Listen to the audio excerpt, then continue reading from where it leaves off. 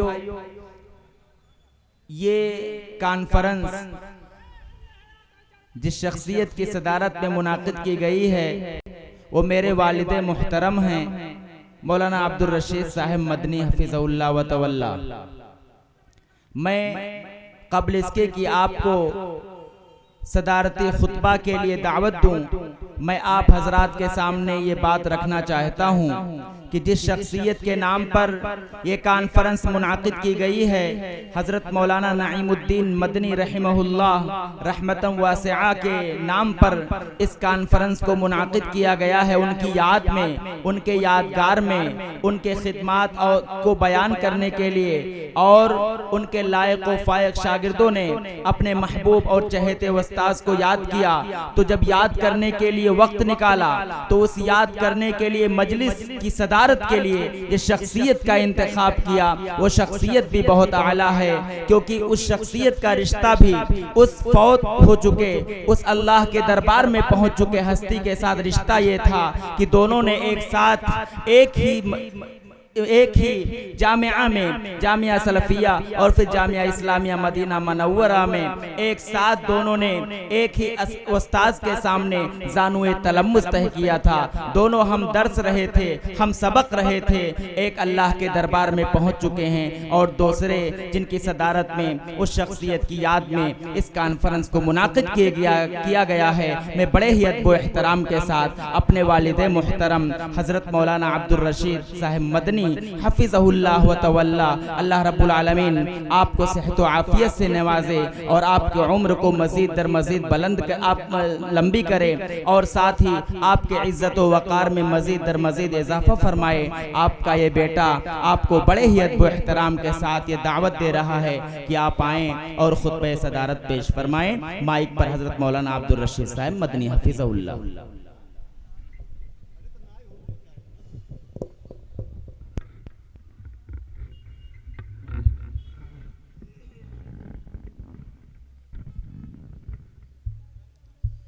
अस्सलामु अलैकुम व रहमतुल्लाहि व बरकातुहू।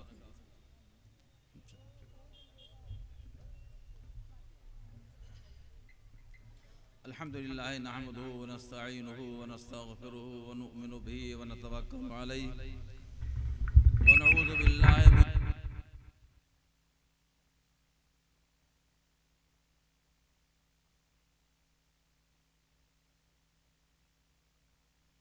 मन यहदिहिल्लाहु फला मुज़िल्ल लहु व मन युज़लिल फला हादिय लहु व अशहदु अन ला इलाहा इल्लल्लाहु वहदहु ला शरीका लहु व अशहदु अन्न सय्यदना व मौलाना मुहम्मदन अब्दुहु व रसूलुहु अम्मा बाद फ़इन्न खैरल हदीस किताबुल्लाह व खैरल हदी हदी मुहम्मदिन सल्लल्लाहु अलैहि वसल्लम व शर्रुल उमूरि मुहदसातुहा व कुल्लु मुहदसतिन बिदअह व कुल्लु बिदअतिन ज़लालह व कुल्लु ज़लालतिन फिन्नार। फ़अऊज़ु बिल्लाहि समीइल अलीम मिनश शैतानिर रजीम। बिस्मिल्लाहिर रहमानिर रहीम। व ज़क्किर फ़इन्न ज़िक्रा तनफ़उल मुमिनीन। वक़ाल नबी सल्लल्लाहु अलैहि वसल्लम मज्तमा क़ौमुन फ़ी बैतिन मिन बुयूतिल्लाह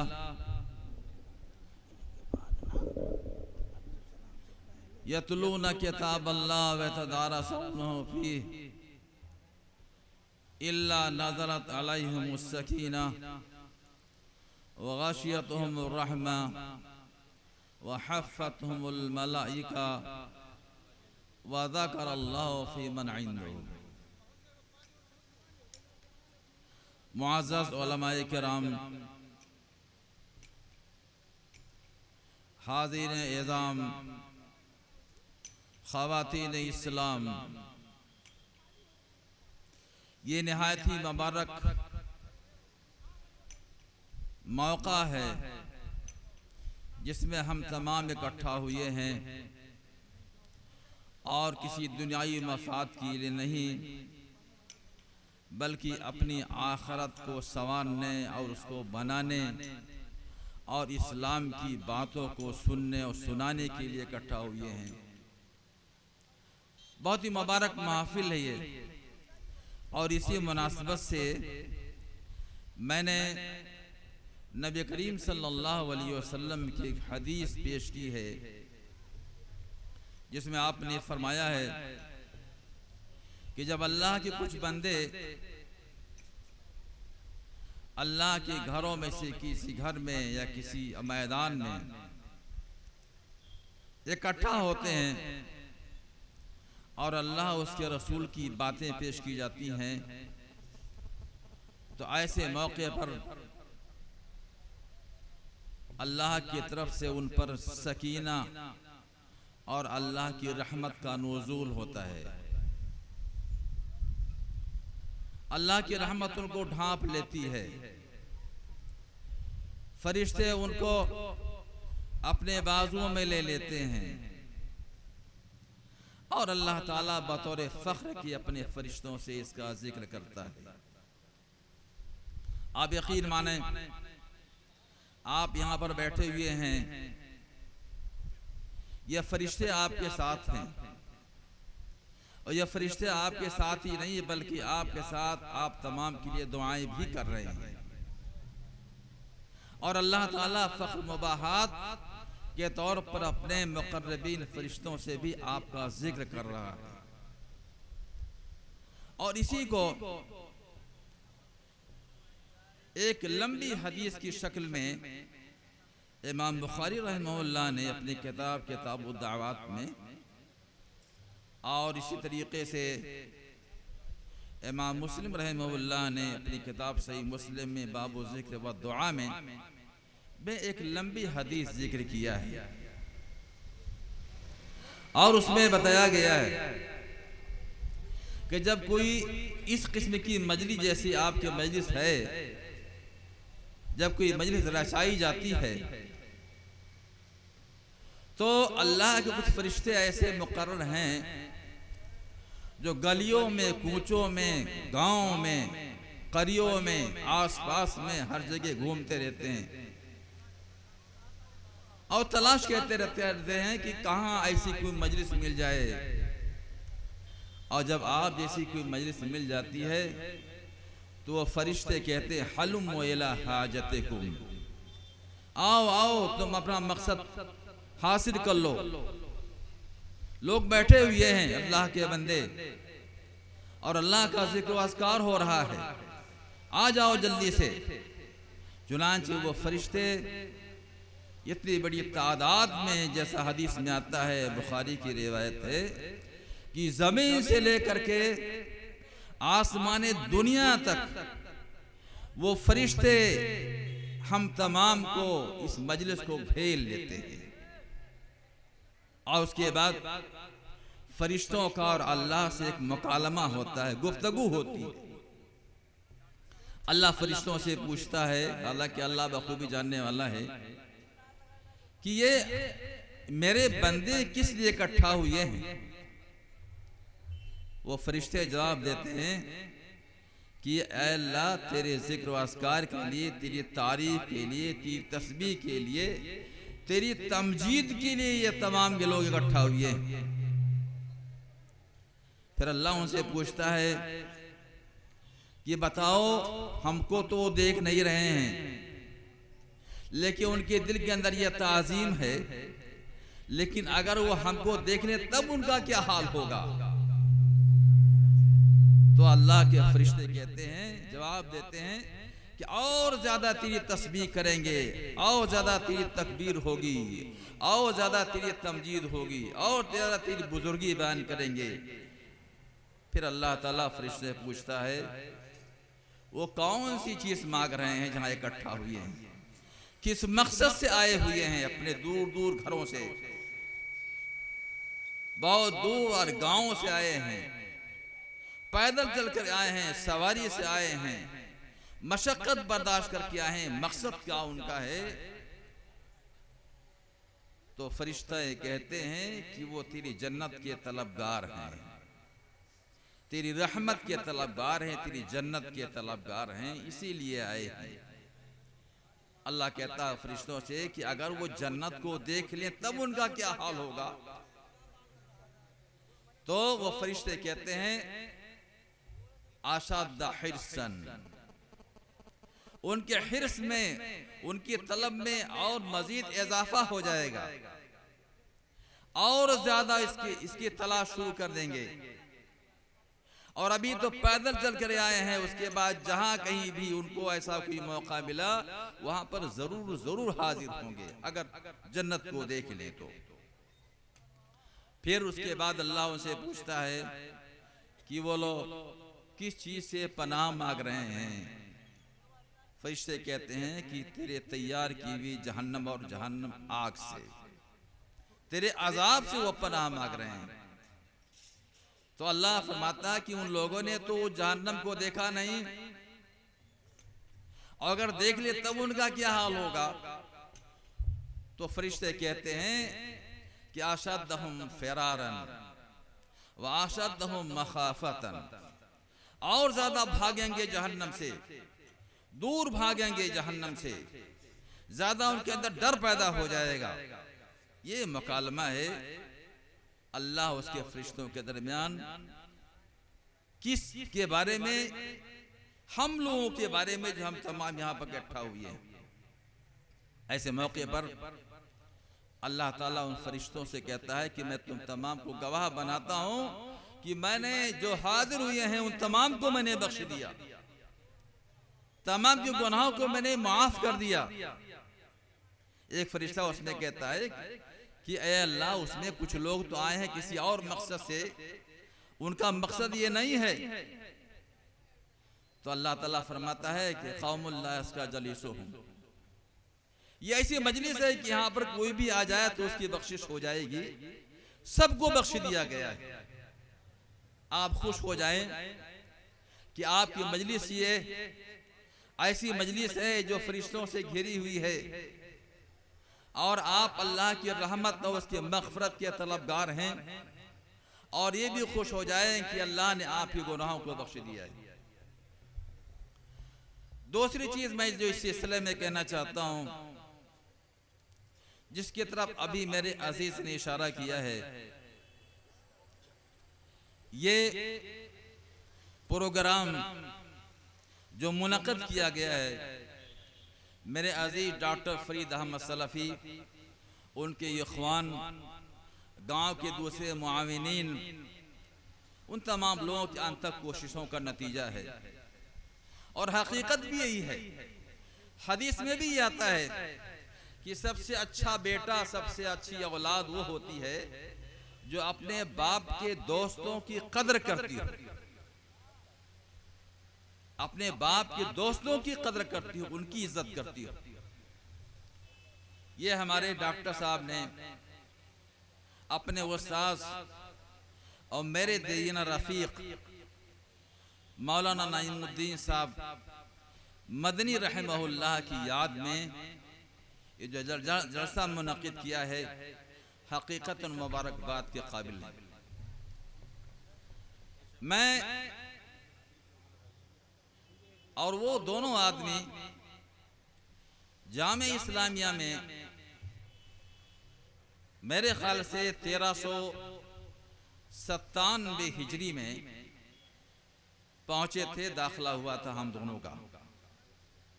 यानी ये 1444 चल रहा है, इस हिसाब से लगभग 47 साल पहले की बात बता रहा हूं मैं, 47 साल पहले की बात। मेरा दाखिला शेख नईमुद्दीन रहमहुल्लाह का दाखिला, और आपके इसी इलाके के मौलाना अशफाक साहब जो आलिया जामिया आलिया अरबिया के उस्ताद से, वो भी फौत कर गए, अल्लाह उन पर रहम फरमाए। और इसी तरीके से मेरे मुखलिस दोस्त और जामिया सिराजुल मसलफिया के मेरे साथ में रहने वाले क्लास स्टाफ के लोग में मौलाना मुख्तार अहमद साहब, वो भी अल्लाह के प्यारे हो गए। ये हम तमाम लोगों का दाखिला उसी साल जामिया इस्लामिया मदीना मुनव्वरा में हुआ था। और इत्तफाक ऐसा कि एक ही कुलिया हम लोगों ने दाखिला लिया था, और उस कुलिया में बहुत से फसूल बनाए गए थे, लेकिन ऐसा था कि हम लोग भी एक ही फसल में थे, सब एक ही फसल में थे। और उस्ताद के करीब जो कुर्सियां लगती थी क्लासरूम में, लगभग हम तमाम लोगों की कुर्सियां भी अगल बगल रहती थी। इस वास्ते की जामिया इस्लामिया का निज़ाम यह था कि जिन लड़कों के नंबरात अच्छे होते थे उनकी कुर्सियां उस्ताद से करीब लगाई जाती थी। अल्हम्दुलिल्लाह हम लोग का इसी तरीके से था। और उस वक्त की बात, बहुत पुरानी बात बता रहा हूँ मैं, 47 साल पहले की बात, जबकि जामिया इस्लामिया में हिंदुस्तान के मशहूर इदारे, चाहे दारुल देवबंद हो और चाहे क्या नाम है कि ये जामिअतुल फलाह हो, जामिया सलफिया बनारस हो, या इसके अलावा और दीगर बड़े बड़े जो इदारे हैं, वहाँ के तलबा का भी दाखिला होता था। हम लोगों में आपस में मुनाफसत होती थी। यही होती थी कि हर कुल्लिये में किस इदारे, हिंदुस्तान किस इदारे के लड़कों का नंबरात सबसे ज़्यादा हैं। और अल्लाह का शुक्र ये कि तमाम कुल्लियात में, चाहे कुल्लियतुल हदीस हो, कुल्लियतुल दावा हो, कुल्लियतुल कुरान हो, कुल्लियतुल लगा हो, कुल्लियतुल शरिया हो, सब में लगभग जामिया सलफिया के तलबा के नंबरात सबसे अच्छे होते थे। और उस वक्त हम लोगों के असाज़ा मिस्र के थे, सूडान के थे, उर्दून के, सऊदी अरबिया के, शाम के, ये असाज़ा हम लोगों को पढ़ाते थे उस मौके पर। और सब समझते थे कि जामिया सलफिया के लड़के सबसे अच्छे हैं। उस वक्त की बात है। और इत्तेफाक है कि हम लोग एक क्लास में और एक ही रूम में और एक ही लाइन में वसात से करीब हम लोगों की कुर्सियां रहती थी। और 4 साल हम लोगों ने इसी तरीके से गुजारा। हम लोग का जो महजा था, जो हॉस्टल था, और मेरा जो कमरा था हॉस्टल में, और इसी तरीके से मौलाना नईमुद्दीन साहब रहमुल्लाह का जो कमरा था, बिल्कुल आमने सामने था। हर वक्त आना जाना रहता था। बड़ी मोहब्बतें थी, बड़ी उल्फतें थी, बड़ी बेतकल्लुफियाँ थी। और इस तरीके से हम लोगों ने 4 साल गुजारा। फरागत के बाद चूँकि मैंने और शेख मुख्तार साहब रहमुल्लाह ने मौलाना अब्दुल साहब रहमानी रहमुल्लाह के बार बार इसरार पर हम लोगों ने उनसे वादा कर लिया था जामिया सिराजुल उलूम के लिए। और उसी मौके पर डॉक्टर अजहरी जो हम लोग रहमुल्लाह, जो हम लोग के उस्ताद हैं, वो आए थे हज में हम दोनों से मुतालबा किया था जामिया सलफिया में जाने के लिए। मगर हम दोनों ने अदबन ये आप सर से किया कि हम दोनों ने मौलाना अब्दुल साहब रहमानी को से वादा कर लिया है, इस वास्ते हम लोगों के लिए मुश्किल है। लेकिन मेरे 2 साथी और मौलाना नईमुद्दीन साहब रहमुल्लाह और मौलाना जमील साहब जो दिल्ली में इस वक्त जमीयत में हैं हाफिज़हुल्लाह, वो दोनों जामिया सलफिया बनारस गए। और इस तरीके से ये ज़िंदगी गुजरती गई, साल गुजरते गए। और कभी कभी 1 साल पर 2 साल पर मुलाकातें हो जाया करती थी। लेकिन अभी जल्दी की बात बताता हूँ मैं। जब डॉक्टर फरीद साहब सलफ़ी ने अपने यहाँ अस्पताल का इफ्तिताह किया, इत्तेफाक है कि उस मौके पर अपने उस्ताद मोहतरम मौलाना नईमुद्दीन साहब रहमुल्लाह को मदऊ किया था। वहीं मेरी उनसे मुलाकात हुई। 2-3 साल के बाद मुलाकात हुई। बड़ी मुत्तफाक मुलाकात रही, साथ में थे। फिर डॉक्टर साहब के साथ घर आए, साथ में खाना खाया गया, कुछ देर आराम किया गया। फिर हम लोग चले यहाँ से अपने अपने घर। मेरी गाड़ी से शेख नईमुद्दीन साहब रहमुल्लाह भी चले। वो मुझको छोड़ना नहीं चाहते था, ना मैं उनको छोड़ना चाहता था।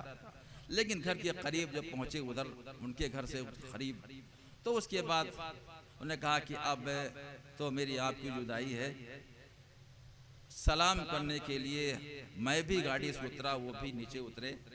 और सलाम के साथ साथ हम दोनों की आंखें अश्कबार हो गईं, आंखों से आंसू आने लगा। पता नहीं क्यों, मुझको भी नहीं मालूम।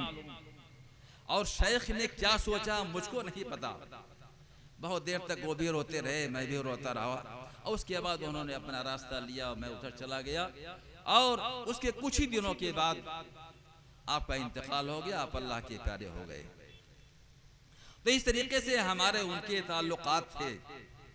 आज मुझे खुशी इस बात की है कि आज उनको आप लोगों की दुआओं से बहुत कुछ राहत मिली होगी, और अल्लाह की रहमत से मुझे उम्मीद है कि उनके हजारों शागिर्द हिंदुस्तान के अंदर फैले हुए हैं, हजारों शागिर्द, और ये शागिर्द उनके लिए दुआएं करते होंगे। यकीन उनकी दुआएं काबिल कबूल होंगी, मकबूल होंगी। और मुझे अल्लाह की रहमत से उम्मीद है कि अल्लाह ताला ने उनको अच्छा ठिकाना दिया होगा। अल्लाहुम्मा अग़फ़िर लहू वरहमहू वआफ़ी वअफ़ु अन्हु वअकरिम नुज़ुलहु वस्सिअ मुदख़लहु वग़सिलहु बिलमाइ वस्सल्जि वलबर्द। ये एक मेरा एक पसे मंज़र था, एक वाक़या था जो मेरे दिल में उमड़ के आ रहा था। आज मैंने उस वाक़े को और अपने ताल्लुकात को जो हम दोनों के थे उसको मैंने आप हज़रात के सामने वाज़े किया। एक बात और मैं कहना चाहता हूँ कि बहुत ज़हीन थे, वो संजीदा थे, बावकार थे, और इंतहाई मुतहम्मिल मिजाज थे। हमारी और उनके साथ इतनी लंबी मुद्दत तक हम दोनों का साथ रहा, रिफाकत रही, मगर हम लोगों में कभी कोई अनबन नहीं हुआ, कोई तलखी नहीं आई। बड़ी खूबियों के मालिक थे मौलाना नईमुद्दीन साहब रहमहुल्लाह। आज हम में नहीं हैं, आप में नहीं हैं, आपका इलाका उनसे सूना हो गया है। आपके यही गांव जहां पर मैं खड़ा हूं, यहीं पर हमारे एक और बहुत गहरे दोस्त डॉक्टर अब्दुल वहाब साहब सिद्दीकी रहमहुल्लाह, बड़े बहुत गहरे दोस्त थे वो। हम लोग जामिया सलफिया में पढ़ते थे, मुझसे वो सीनियर थे, मगर सीनियर नाम के थे। हम लोग ये ताल्लुकात आपस में थे, बिल्कुल एक छोटे भाई और बड़े भाई के तरीके से रहते, बहुत मानते थे मुझको। और उसके बाद जामिया इस्लामिया गए, वहाँ भी उनसे मुलाकातें होती रहीं। मक्का मुकर्रमा जाते थे, वहीं दोक्तोरा किया था आपने, वहाँ भी उनसे मुलाकातें होती रहती थी, दावतें होती रहती थी। इसी गांव के रहने वाले थे, वो भी अल्लाह के प्यारे हो गए। मैं कहना चाहता हूँ ये कि आप लोग उलमा की कद्र कीजिए, उलमा की कद्र कीजिए। आज हालत यह है कि उलमा की कद्र करने से लोग कतराते हैं, उनकी निगाहें दूसरी तरफ हो जाती हैं। ये अच्छी चीज नहीं है। उलमा की कद्र कीजिए, इस वास्ते इन्हीं उलमा के जरिए से आपकी आखिरत बनने वाली है, आखिरत बनने वाली है। जब बच्चा पैदा होता है तो आलिम की जरूरत पड़ती है, चलो कान में अजान दे दें। तहनीक के लिए किसी आलिम बुजुर्ग की जरूरत पड़ती है, और बच्चा बड़ा हुआ उसके बाद तालीम के लिए किसी आलिम की जरूरत पड़ती है, वहां भी आलिम की जरूरत है। मजीद तालीम के लिए बाहर जाते हैं, वहां भी किसी आलिम ही की जरूरत है। और उसके बाद फिर आपके मसले मसाइल जो पेश आते हैं उसमें भी एक आलिम ही की जरूरत है। और उसके बाद फिर जब आदमी बीमार होता है, उनको तसल्ली देने वाले शरई तौर पर आलिम ही होता है।